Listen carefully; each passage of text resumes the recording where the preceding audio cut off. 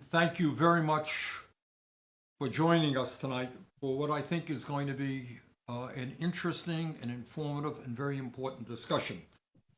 What we are seeing in this country at a moment of mass income and wealth inequality, at a time when real wages for working families have been stagnant for almost 50 years, at a time when some 90 million Americans don't have any health insurance or they are underinsured, at a time when 45 million people are dealing with student debt, and when we have a housing crisis, when we have a whole set of crises facing the working families of this country. What we are seeing, appropriately enough, is a significant increase in labor organizing activity. We're seeing historic advances being made at Amazon. We're seeing workers all over the country organized at Starbucks shops. We're seeing Apple being organized. We're seeing in my home city and in other parts of the country, residents, medical doctors, and hospitals organizing. We're seeing adjunct professors on college campuses organizing. So what we are seeing is an upsurge in blue-collar organizing, in white-collar organizing, and we have seen in the last year a number of very important strikes where workers have demanded economic justice and the need for decent wages and working conditions and benefits. So that's the moment that we're in. And I think if we want to understand how we can best go forward, it's always important to understand where we came from. What is the history of the trade union movement in America? And this is something, needless to say, that the ruling class of this country does not talk about terribly often, what we owe to those people who stood up under tremendous opposition, sometimes getting shot, sometimes going on strike for months and months, scarcely any food to feed their kids. We owe them an enormous debt of gratitude, and we have to understand and acknowledge and appreciate what they have done. We have to remember that during the 1930s, in the middle of the Depression, at the early part of the Depression, labor membership had gone down from some 5 million workers to 3 million workers. That was because of the Depression.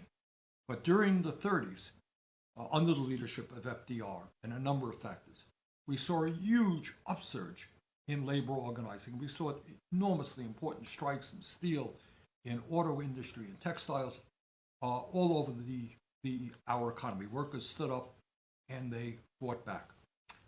And right now we may, I hope, be at that moment where working people understand that we need an economy that works for all, not just the few, that it is absurd that during the pandemic, when thousands and thousands of workers died, so-called essential workers, because they had to go to work. They produced the food that we needed. They did the transportation. They worked in hospitals. They died. Yet billionaires during that period saw a $2 trillion increase in their wealth. So I think you are seeing a rising up in this country against this kind of injustice and the demand for decent wages and benefits. And let me start off the program by just reading, I think, a very good quote from Dr. Martin Luther King Jr. that he gave, and people don't know this, and I know we'll talk about it tonight. King worked very closely with labor unions in the civil rights struggle and was a strong advocate of labor unions. This is what he said on October 7th, 1965. He said, and I quote, "The labor movement was the principal force that transformed misery and despair into hope and progress. Out of its bold struggles, economic and social reform gave birth to unemployment insurance, old age pensions, government relief for the destitute, and above all, new wage levels that meant not mere survival, but a tolerable life. The captains of industry did not lead this transformation. They resisted it until they were overcome. When in the 30s the wave of union organization crested over the nation, it carried to secure shores not only itself but the whole society. Civilization began to grow in the economic life of man, and a decent life with a sense of security and dignity became a reality rather than a distant dream." In other words, unions fulfill many important goals. Obviously, when you have a contract, You can negotiate for decent wages and working conditions. And that's terribly important. But it does something else. It says to the world that you are more than just a vassal for your boss. That your boss can't do anything he or she wants to you. You have certain rights. You have certain dignity. And that you and your fellow workers are going to stand together in solidarity to fight for a decent life. And what unions did, and we'll discuss this tonight, is not only engaged in strong collective bargaining, as Dr. King points out. You want to know why you have Social Security, why we have Medicare, why we have Medicaid, why we have, a 40-hour work week, why we have time and a half for overtime. These didn't come from the employers. They didn't come from the corporate world. They came from the struggles of workers. So it's important to know where we came from if we want to know where we are going. And tonight I am delighted to be joined by 4 individuals who are extremely knowledgeable, have written a whole lot, taught a whole lot about American labor history. They are Toby Higbee, who is a professor of history and labor studies at UCLA. Dana Caldemeyer, who is an assistant professor of history at Alabama A&M University in Huntsville. Kent Wong, who is the director of the UCLA Labor Center, where he teaches courses in labor studies and Asian American studies. Dr. Cornel West, who is a philosopher, author, activist, and a professor of philosophy and Christian practice at Union Theological Seminary, and holds the title of Professor Emeritus at Princeton. So let us begin with Toby Higbee. Dr. Higbee, thanks so much for being with us tonight. Thank you, Bernie. It's a real pleasure to be part of this important conversation. I've been teaching labor history at UCLA for the past 15 years, and our students today are the most eager I've ever seen so far to learn about organizing, both the history and the practical applications. And as you know, the share of Americans who say they support unions and would want to be in a union is much higher than the share of Americans who actually are in a union. And that's because it's extremely difficult to organize unions in the United States. That's something we have in common today with the American past. It was always been quite difficult, except for a relatively brief period. So even with all this great, incredible organizing going on today at Starbucks, Amazon, elsewhere, there's still this huge gap between those who want to be represented by unions and those who are. And everyone's trying to figure out, as you suggest, how do we fill that gap? How do we make unions grow big enough to be a countervailing power to big business? And what can we learn from the past, if anything, to help us today? And to answer that question, there's a lot of different ways to do that, but I'm just, for the purposes of this conversation, I'm going to go back to the 1920s, which was a boom time for business, but also a very bad time for unions. It was a time for unions. They were divided by race, by ethnicity, by gender, by skill, by immigration status. And they had very little influence, frankly, in the central industries. They were a non-player in the central industries of the American economy. So a little bit like today, the dark times where unions were very weak in the 1920s, but that was also the period where organizers were beginning to piece together the strategies that would help them break through in the 1930s and 40s. So somebody I admire from this period is named Rose Pisoda. She was a Jewish immigrant garment worker from what today is Ukraine. She was a strong woman working in the macho movement culture of trade unionism. She was a creative organizer who took on fiercely anti-union employers, and she won. Pisoda had very little formal schooling, which was common for workers in the 1920s. But she saw the labor movement itself as a kind of educational process. As she told fellow workers and organizers in 1927, there isn't one working class, she said. She was explaining that people are divided into sometimes hostile camps. The movement has to organize in every different community on its own terms before they can bring people together. And she brought that idea to Los Angeles in 1933, a city that was fiercely, notoriously anti-union town. And she led a general strike of garment workers. That workforce was divided between white workers and Spanish-speaking Mexican and Mexican-American workers, between Anglo and Jewish workers, between men and women. But she found a way to bring them together to fight, to learn that they were better fighting together than against one another. So that unionization is like an educational process. A. Philip Randolph, the leader of the Brotherhood of Sleeping Car Porters, which in the 1920s and 30s was the largest African-American union in the United States, made a similar point. He likened the normal mindset of workers to that of a pedestrian walking on a crowded New York City sidewalk. And he said that when you're walking like that, basically, you don't really see all the other people. You just find your way naturally, trying not to bump into anybody to get to your destination. And what he thought when he was organizing the March on Washington movement, originally in the 1940s, and then it came to fruition in the 1960s for jobs and freedom, to fight against discrimination in the workplace. He thought we have to put people into motion to get them to change the way they see each other. And they would then recalibrate what they thought they owed to each other as fellow human beings. So again, the movement was an educational process that would change people's mindset. And my point is that when we focus, sometimes we like to focus on the big upsurges of labor unity, like the 1930s or in the 1960s. But sometimes we get fooled into thinking that workers are somehow naturally united. They aren't. Organizers brought them together, little by little, preparing the ground culturally, psychologically for the big breakthroughs. America has always been a multiracial society, a multiracial working class divided by white supremacy, by machismo, by skill and education, by religion and ideology, more and more today by citizenship status.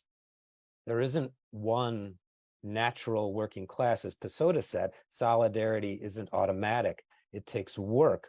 That's what organizers do, and that pays off big time. Thank you so much for having me. It's great to be here. For those of you all who don't know, I study Gilded Age history, which is basically history in the 1800s, the later part of the 1800s, and the Progressive Era, which kind of goes forward into the 20th century. And I kind of want to echo what Toby was talking about here whenever he mentions the challenges that people faced whenever they were trying to organize and really establish organized labor that would kind of have success. In the United States in the 1860s, 1870s going forward, labor unions were not very strong. They were just kind of starting out. They were trying to figure out how to really function.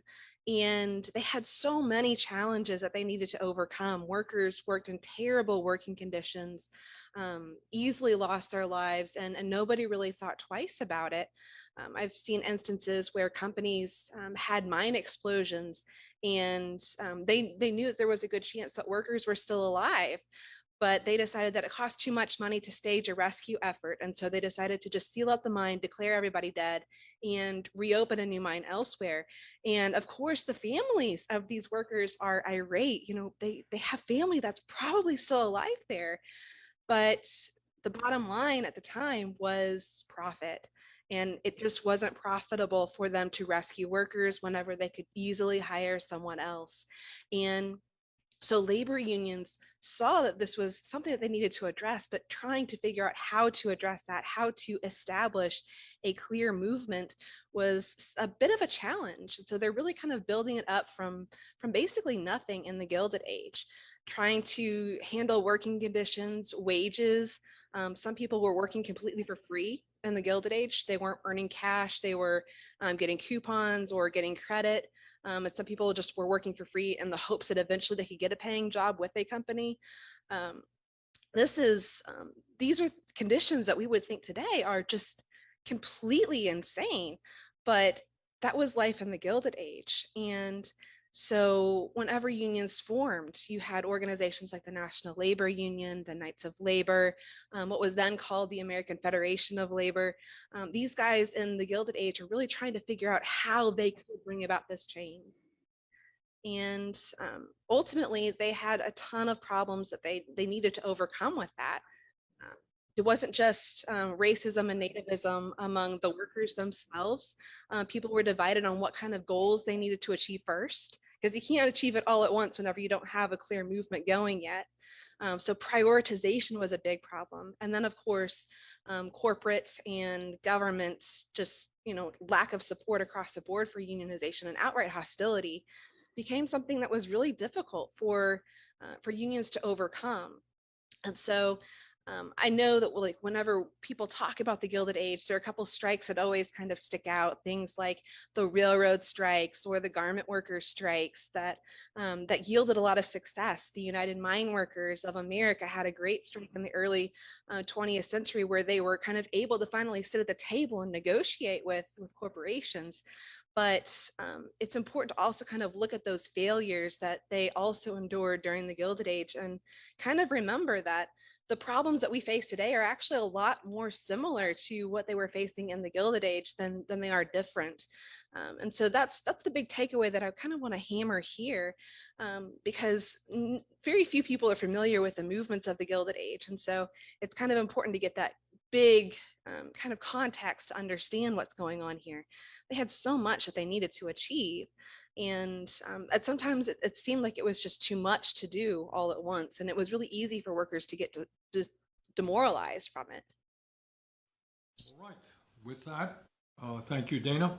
Let's go to Kent Wong, who's at the UCLA Labor Center. Kent, thanks for being with us. Thanks so much, Bernie. It's great to be with you, and we appreciate your leading voice and activism for economic justice. It was so great to hear my friends Toby and Dana to talk about the rich history of the U.S. working class and the rich history of the U.S. labor movement. And I want to bring it up to speed in terms of what is going on today. I teach labor studies and ethnic studies here at UCLA. But prior to that, I was a union attorney for the Service Employees International Union in Los Angeles at a time of dynamic change, when we had a new working class that was emerging and that was organizing for power. So my union helped to bring about the Justice for Janitors campaign that reinvigorated the energy of the immigrant working class of Los Angeles and led to unprecedented victories in organizing the janitorial industry. We saw the hotel workers rising forward as a force for change and progress. We saw the home care organizing campaign launched by Black women that successfully organized 74,000 home care workers, mainly women of color. And today, more than 400,000 home care workers in the state of California are under union contract because of the heroism of these Black women who launched this campaign. And so the voice of labor today is growing stronger. Workers across the country are organizing in unprecedented numbers, and the positive image of unions is at a 50-year high. So this is a huge opportunity to advance change and to advance social justice unionism. We have seen in Los Angeles that immigrant workers have been at the forefront of some of the most significant organizing victories that we have seen.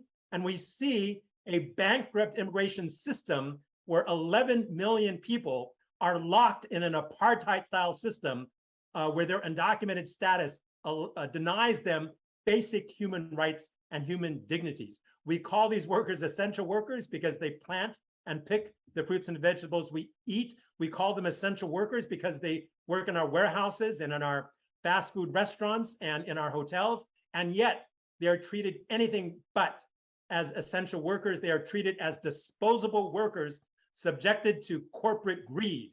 We have billionaires who are making billions in profits during the pandemic, and yet working people are suffering to barely make a living.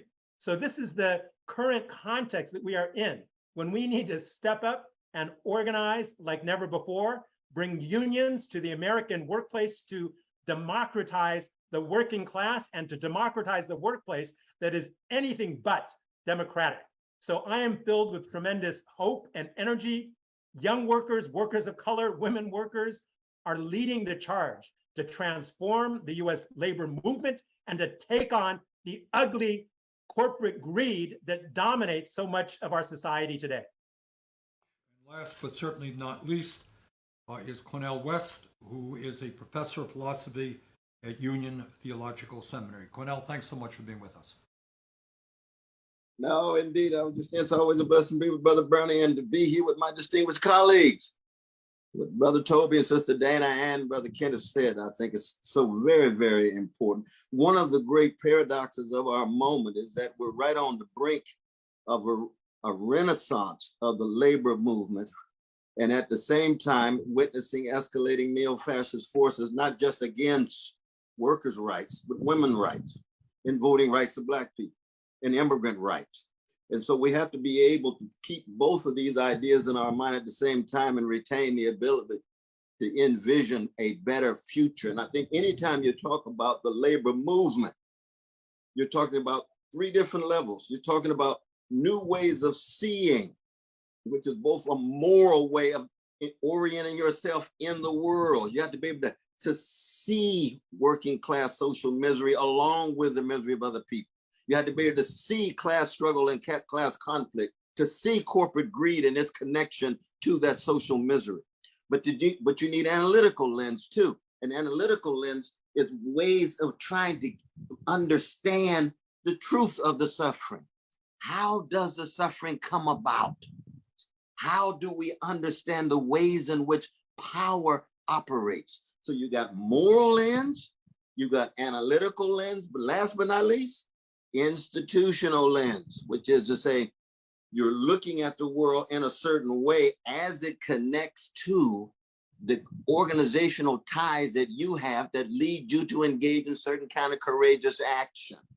So you need all three of these levels simultaneously. And talking about the trade union movement, this is very important, but the trade union movement too often is viewed as some kind of ghettoized activity isolated from other ways of resisting against domination, other ways of resisting any kind of corporate power, patriarchal power, white supremacist power, homophobic power, transphobic power, any kind of power of the status quo. And part of our challenge is, how do we attempt to highlight all three levels of these new ways of seeing and acting, mediated with deep feelings of solidarity, given what is in place right now, which is deeply reactionary ways of conceiving the world, Republican Party, and liberal, neoliberal ways of viewing the world too often in the Democratic Party that don't want to talk about corporate power, don't want to talk about corporate greed, don't want to talk about militarism abroad, don't want to talk about the most progressive voices, figures, institutions in the labor movement. And so it's a matter of mapping where we are at present. And most importantly, as was noted with all three of these very important voices and figures, understanding that hope is a verb as much as a virtue. You've got to stay in motion.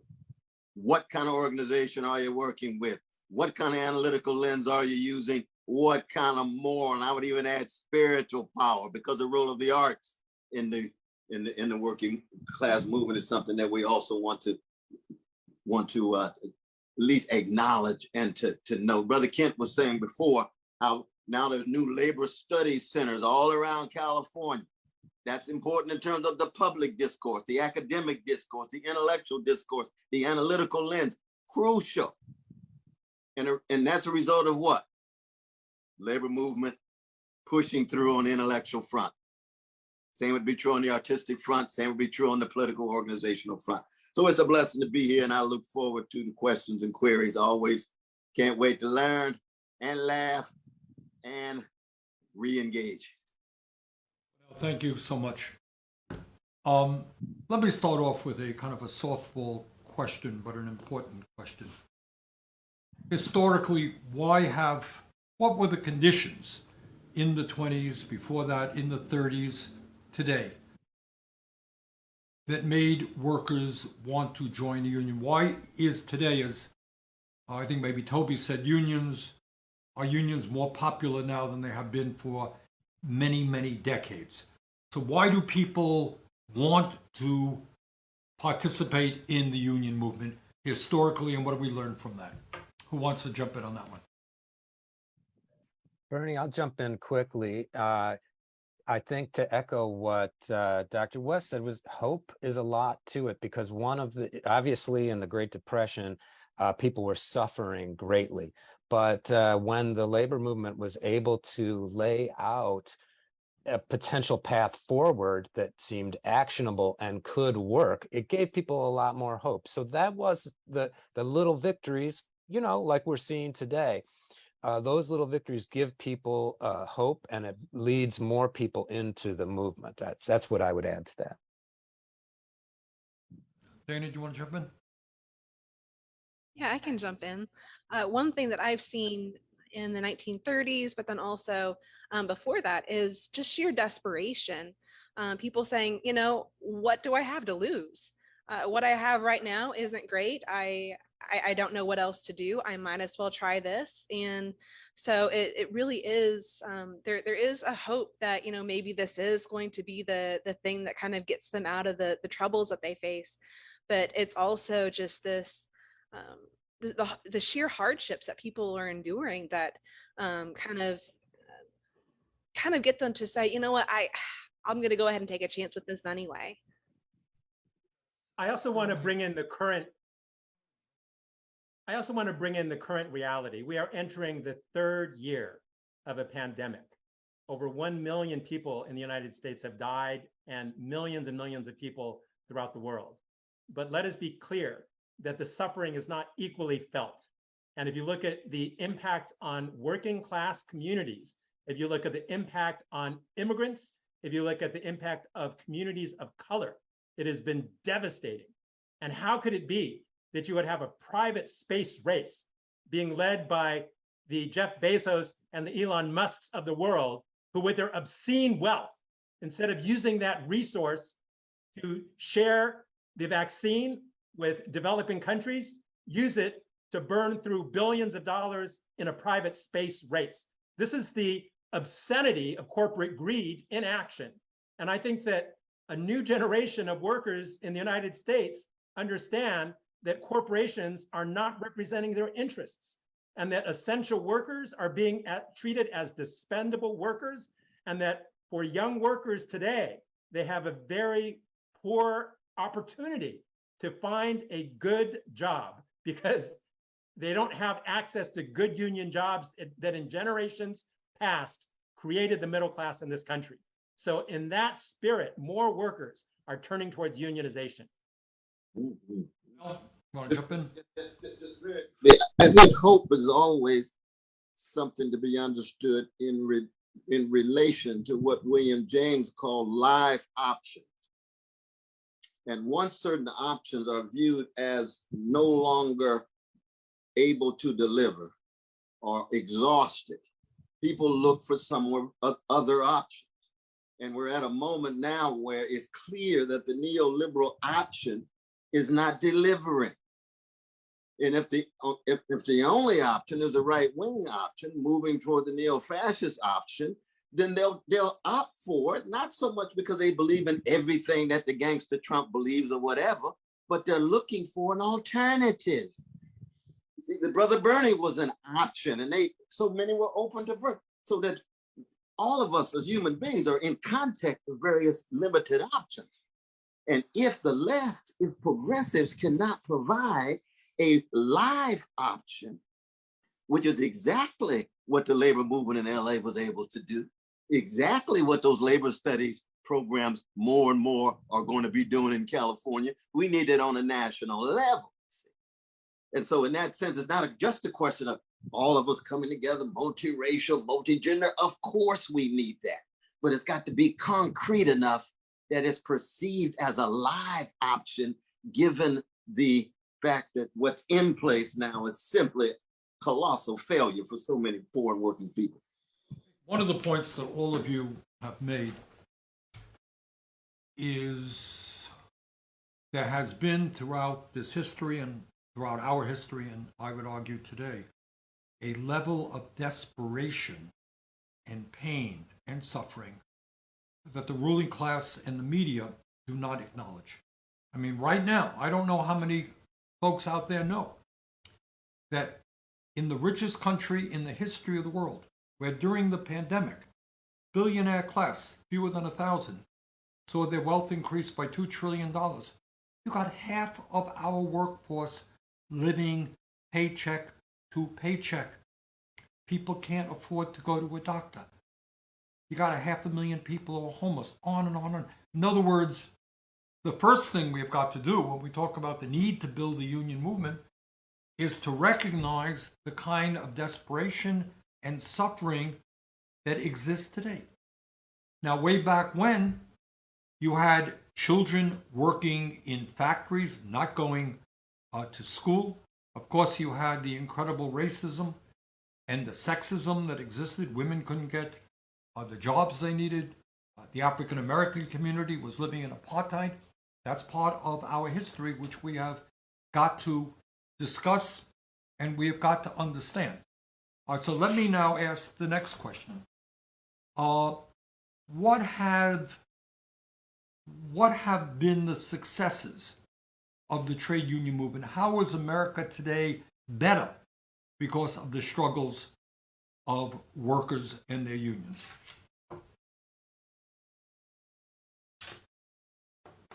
Who wants to take a shot at that one?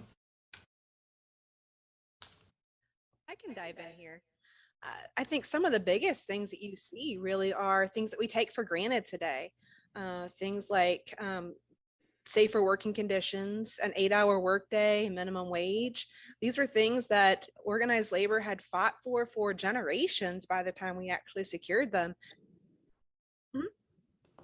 Talk a little bit about, because I don't think a lot of people know this, talk about the conditions that workers worked under back in the 20s or earlier than that.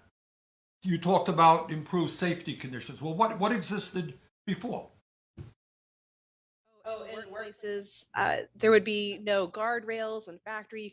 You could lose a limb, you could lose fingers, you could lose your life. Nothing there to make sure that mines wouldn't catch fire or explode.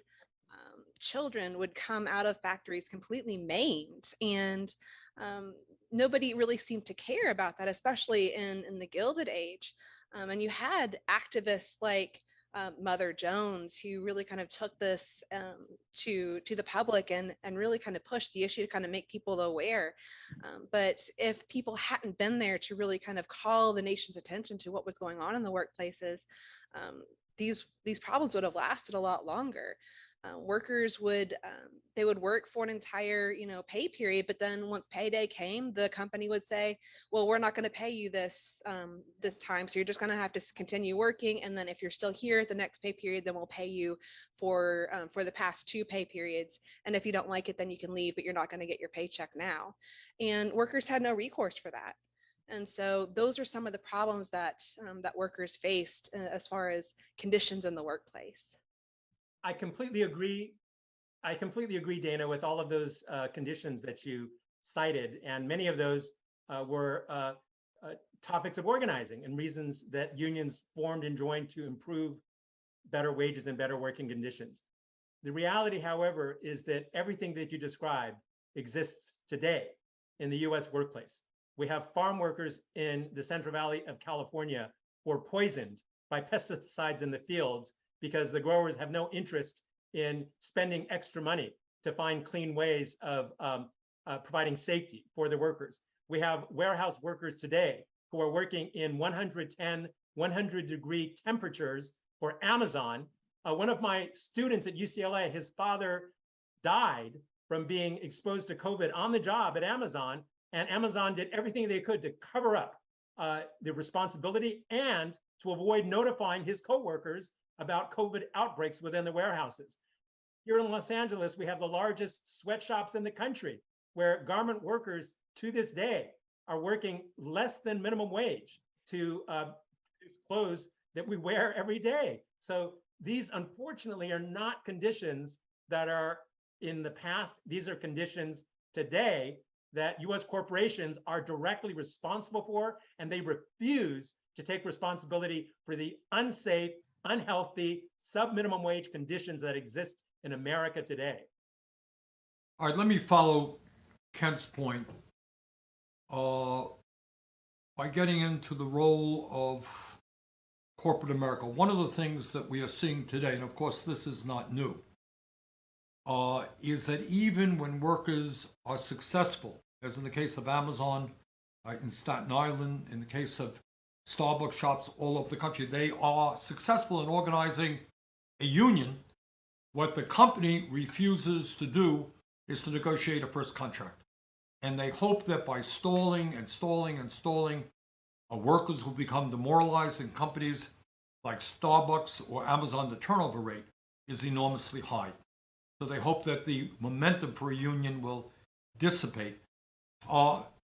If you guys could for a moment talk about, and in, you know, in extreme cases back in the 20s, workers were shot down when they stood up and fought back. Right? Colorado, they were mowed down. You got the National Guard coming in. You got goons. Famous picture of Walter Reuther at the UAW being beaten up by a bunch of company goons. Talk about the role that corporations played and play in fighting the workers' constitutional right to organize a union. Who wants to jump in?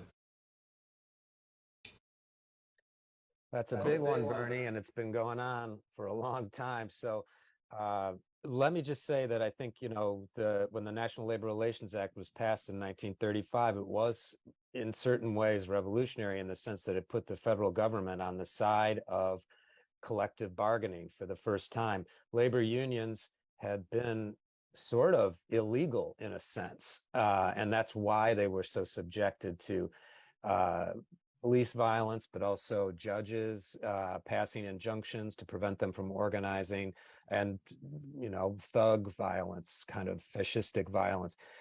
But one of the things that happened in the 1970s and 80s, as the federal government began withdrawing support for the labor board, was that employers learned anew how to manipulate the system. And so that's why we've come to a point where even if you can struggle your way to getting a contract or a union, winning a union election, it's very difficult to get to that first contract, because employers figured out a way to game the system, and they can get away with it through their legal teams to delay for sometimes 10 years, fire people who are organizers, and maybe 10 years later they'll get their jobs back. Well, that won't work. You need to get your job back right away. Instead of goons, they hire lawyers and consultants, right? Different style, I guess.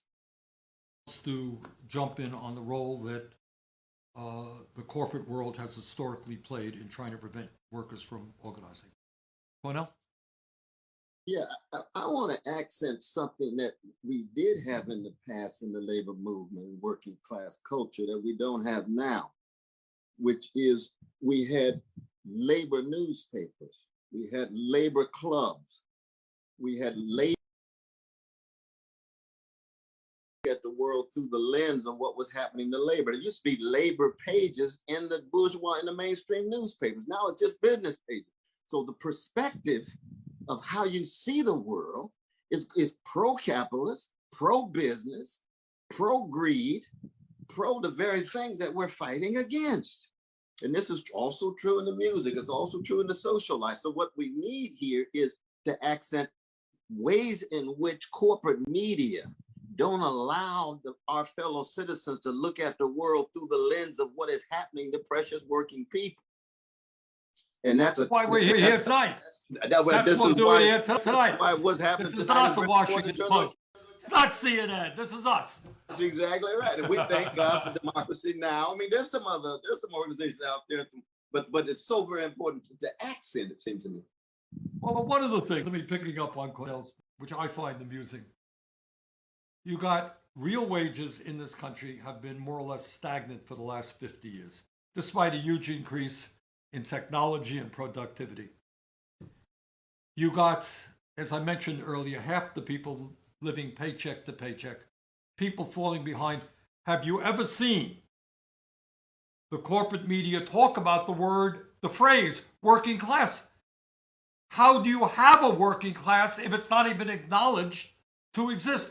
How do you have a ruling class if nobody acknowledges that reality? You got three people owning more wealth than the bottom half of America. They run our government, they run the economy, but we don't have a ruling class, right? I guess not. All right, my rant. Rant free. I completely agree with you. I completely agree with you, Bernie, that there is a very deliberate and conscious effort on the part of the corporate elite to undermine this whole notion of a working class, and absolutely to undermine working class solidarity. The fact that Walmart refuses to call its workers, calls them associates. The fact that Uber and Lyft do not want to call their drivers workers, they call them independent contractors, which is a misnomer and is a direct assault on their workers' rights, because as independent contractors, they are not allowed minimum wage. They are not allowed basic rights that other workers have. And the good news is that Starbucks workers are partners. You didn't know that. That's right. They and Howard Schultz are partners making billions together. How do you like that? But when Amazon workers organize in Staten Island, and when Starbucks workers organize in more than 100 Starbucks locations around the country, the corporate union busters are right there to do all they can to undermine their workers' democratic right to form and join unions. And so this whole obfuscation of class solidarity is critical. One thing that I do want to point out, and Brother Cornell West has raised this, that public education was fought for and won by the labor movement, and higher education, especially public colleges and universities, are paid for by working class tax dollars. And so 2 weeks ago, we secured a huge victory that is a victory for the working class. We have now received a $13 million annual augmentation as a result of the leadership and courage of State Senator Maria Elena Durazo for advancing this initiative in order to expand and grow 9 labor centers throughout the University of California system in the coming months. So I guarantee you the things that Cornell West were talking about in terms of growing a working class culture, growing a media and communications profile for the needs of workers, that these are things that we will be putting into place in the coming months. I just want to reiterate, I don't know why, I think Cornell made the point. Maybe Kent made it. That, I'll give you an example. Fresh on my mind, very fresh. I submitted an op-ed to CNN, and it was on an issue we're dealing with right now at this moment, is that Congress is about to give $52 billion in corporate welfare to the microchip industry with no strings attached, just the free check. And I raised concerns wrote an op-ed about it, and CNN said, yeah, I like it, except you got to put in a paragraph telling us about all the good things that Intel has done. Okay, in other words, they have to protect their corporate interests. So we're not going to have an op-ed there. I want to get back to another point. I want to get back to 2 points. And maybe Cornell, you jump in on this one. I don't think there is much knowledge in this country about the role that progressive trade unionism played, not only in the civil rights struggle, but even before that. That you had unions that were reasonably well integrated before that became socially acceptable. Cornell, talk a little bit about the role of unions, fighting racism, civil rights movement. Well, one is that anytime you talk about Black people, Asians, you talk about Spanish-speaking Mexicans or Latinos, you're talking about people who are overwhelmingly working people. So that you already, from the very beginning, must be able to think simultaneously the fact that women dominated, subjugated, the majority of women, working people, Black folks that way, Asians the same way. So that even when we talk about intersectionality, I know that's a very fashionable term, and I love my dear sister Kimberly Crenshaw very deeply.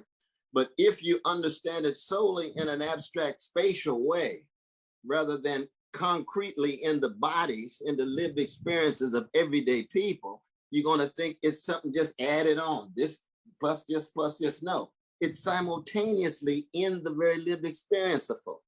So that, for example, Brother Kent has just been working with for many, many years, the great James Lawson, who goes hand in hand with Fannie Lou Hamer, goes hand in hand with Martin Luther King Jr. Why is James Lawson such a powerful force for good based on vision and courage when it comes to the labor movement, when it comes to struggles against white supremacy, struggles against male supremacy, struggles against homophobia? And he's a Christian minister. Well, he's got certain moral orientations. He looks at the world through a certain way, and he's in solidarity with struggling people in a courageous way. And therefore, when we talk about the labor movement and struggles against racism and sexism, we would add imperialism too, in terms of what America's done in Latin America and various parts of the world. We have these exemplars. And one of the great things about these labor studies is people can see things more clearly when they see exemplary movements, exemplary institutions, and exemplary individuals who looked at the world differently than the mainstream. CNN, MSNBC, we won't even talk about Fox News in terms of the ugliness there, but we're talking about mainstream perception. On that one. Dana, you've been silent for 7 minutes. Jump in. Yeah, I can definitely say something here. Coming from the Gilded Age, whenever you see so much division along ethnic and racial lines, you do see labor organizations trying to cobble together some sort of unity among the working class, kind of like what Dr. West is talking about here. And you have two competing perspectives almost. On one hand, from non-white workers, from women workers, they see organizations like the labor unions that they join as a vehicle to achieve not just workplace justice, but broader social change too. And so you see workers calling on organizations to take a stand on things like lynching and take a stand on things like legalized segregation, which happened in the Gilded Age. And so you see these workers expecting the unions to take a stand on these issues, but at the same time, these unions aren't immune to the racism of the time period. And so while they have the rank and file that are pushing for all these changes, you also see the union leadership kind of pulling on the reins saying, whoa, wait a minute. I don't know if we want to get involved in that fight. We just want to work on the working conditions. And so it's trying to find that foothold in the Gilded Age made things very, very difficult, and that continued into the progressive era as well.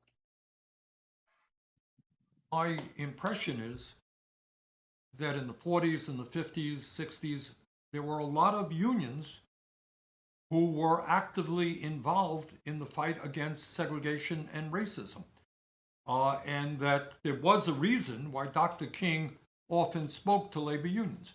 What am I missing here? Is that correct? Kent?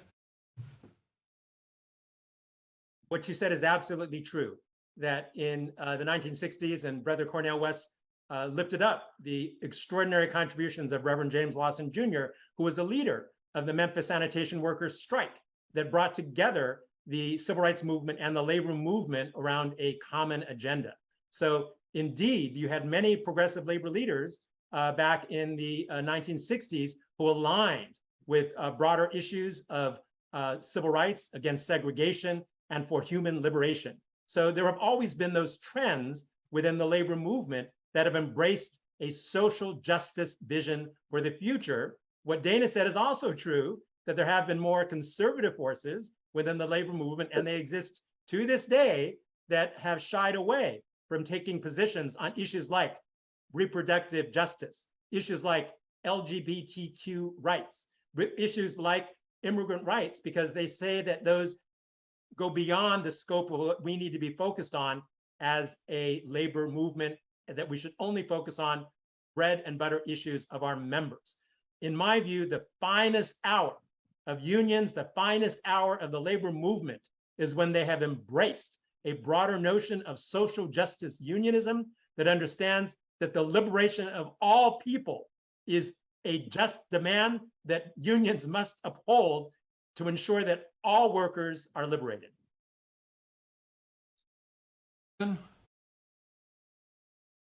Anything you want to add to this?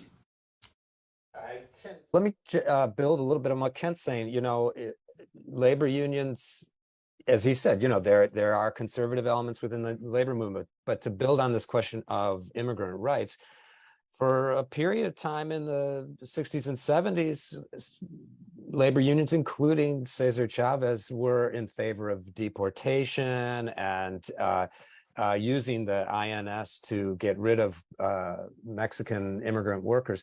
It took the work of progressive organizers within the labor movement, within the communities, to help unions articulate and understand that they needed to organize people regardless of their citizenship status. So there really is an important role for people who have a progressive vision to engage with organized labor, which is one of the few institutions in society that brings people together who don't necessarily like each other. They just happen to be working in the same place. And that gives unions the possibility of really changing people's minds through the unionization process, through fighting together for things that we need, that all of us need. Let me jump in here. I'm thinking back, we did a live stream, I don't know, many months ago. During the last couple of years, my office has been working with a number of unions, often unions that were on strike, and we try to provide the little help that we could. And we did a live stream like this, and we had, as I recall, workers on strike in Alabama. We had workers, mostly Latino, on strike at a bakery in Los Angeles. I don't know, Kent, if you're familiar with that. That was Rich Products, I think, out there in LA. We had workers in West Virginia on strike. We had a Starbucks worker who was organizing, whatever it was. And what was a beautiful thing to see is people nodding their heads when the other guy was talking. The same experience of corporate greed, trying to crush workers, take away their health care, deny them, decent benefits. Talk to me, what I see and what I have seen in the last couple of years getting involved in these strikes is the importance of solidarity. I was just there's a terrible strike going on right now. The company named CNH, and they're in Racine, Wisconsin, and they're in Burlington, Iowa. Bad news strike. They really want to significantly reduce the health care benefits of their workers, many of whom worked really hard during the pandemic. And it was just a beautiful thing to see. We did a rally. It's like 93 degrees out in Iowa. And these workers from the John Deere company, who had previously been on strike, came to express their solidarity with these workers. And this solidarity is I know we got a philosopher among us right here, but it's a very profound statement. And what these guys were feeling and saying, without the union, we would be alone. And not only that, we're getting help from workers all across the country. We can't make it on $200 a week strike benefit. And we're getting checks coming from other international unions. So I think that is not just a bread and butter issue. It is the sense that in a very difficult world, you're not alone. And I think that's fairly profound. All right, Mr. Philosopher Cornell, what do you think? You said it, fellow philosopher. I'm telling you. Solidarity says, I see you. I feel your pain, and I'm willing to take a risk to do something about it. I can't do it by myself. I can't do it alone. I've got to do it with others and in relation to you, human to human. See, that's why the trade union movement is always the most profoundly humanistic effort in a predatory capitalist civilization to be committed to truth. The condition of truth is to allow suffering to speak. Here is our suffering, and justice. You're going to lose your democracy if you don't treat working people fairly and allow them to have a voice in shaping their destiny. That to me is the best of the trade union movement, which to me is just the best of a humanistic movement. It's just that because it's a predatory capitalist society, you need a class analysis. Because it's a racist society, you need an analysis of white supremacy. It's a sexist one, you need analysis of gender. It's a settler colonial one. We have to be in solidarity with our indigenous brothers and sisters. So that's part and parcel of exactly what you just said. I can't say it any better, my brother. And you always do. You already said it. All right, who else wants to jump in? I think this issue of solidarity, human solidarity, is so bloody profound. Kent, what do you? I totally connect with your call for solidarity, Bernie. I really connected with your call, Cornell, for hope. And we need a worker-centered economy. We currently reside in a corporate-centered economy, that is driving a race to the bottom in terms of wages and working conditions, a corporate economy that is denying climate change and eliminating practical steps that will save our planet, a corporate economy that is fueling the gun culture, that is blocking any passage of meaningful gun control, a corporate economy that is ripping to shreds the rights of women and reproductive justice. So we need a worker-centered economy that can truly fulfill the solidarity message that Bernie is bringing and the message of hope that Cornell is bringing. Danny, you want to jump in on that one? Solidarity. Yeah, I can jump in here. I think just kind of echo what everybody else has already said so beautifully, so much better than what I could say. I think there's just something so powerful about seeing so many voices together kind of echoing the same kind of message. You know, we live in an age where everybody has their smartphone handy and we're always distracted by the next sound bit and the next, scandal of who's doing what when. And I think whenever you have so many people standing together saying, hey, this is an issue, let's not forget that, it kind of forces everybody to focus in on what is being said instead of being drowned out by everything else that's going on. And I think that that's a really, really powerful thing to harness, especially whenever we face so many challenges. So that's the big thing that I'd like to add here. Okay, Toby, jump in on solidarity. What does it mean?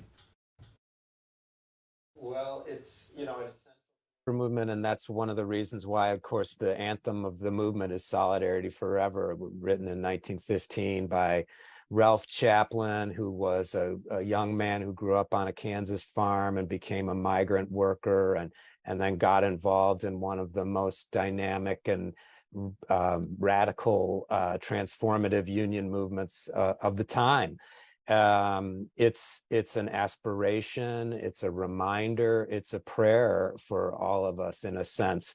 And when union people sing it together, they feel solidarity in their bodies. And that is the kind of transformative thing that Cornel West is talking about, that it is embodied, it is spiritual, and it's in our minds. It changes our minds and helps us see a different world. All right. Who wants to jump in with any parting thoughts? Anything on people? Cacophony of voices. The Black national anthem is lift every voice. And these voices lifted today put a smile on Brother Martin Luther King Jr.'s face, let alone W.B. Du Bois and Paul Robeson, and we haven't even got to Vito Marcantonio yet. I mean, here we go.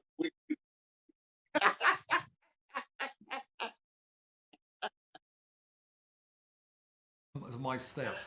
I'd say that I really wanted to give a shout out to Bernie Sanders, to Cornel West, for inspiring a new generation of young activists who are following you, following your leadership, following your vision for a society filled with more hope and justice. And so millions of young people all around the world have been inspired by you, Cornel West, and by you, Bernie Sanders. And thank you for the Yeah, great you're work. very kind. We're inspired by you, Sister Dana, Brother Toby. You should have Brother seen Ralph. us on the campaign trail. I had to follow this guy all over the place. All right, listen, I just want to thank you all for the great work you're doing. I think if there is a bright spot in a very difficult moment in American history, it is the degree, and Kent and others were talking about it, that the American people are beginning to understand they've got to come together to fight for for dignity, actually, and unions are an important way to do that. And it's just inspiring to me to see so many young people learn about trade unions and prepared to take on corporate greed. So let me thank the four of you very much. I enjoyed this live stream and look forward to continuing the discussion with you. All right, thank you all very much for joining us. We'll see you soon. Take care. Thank you.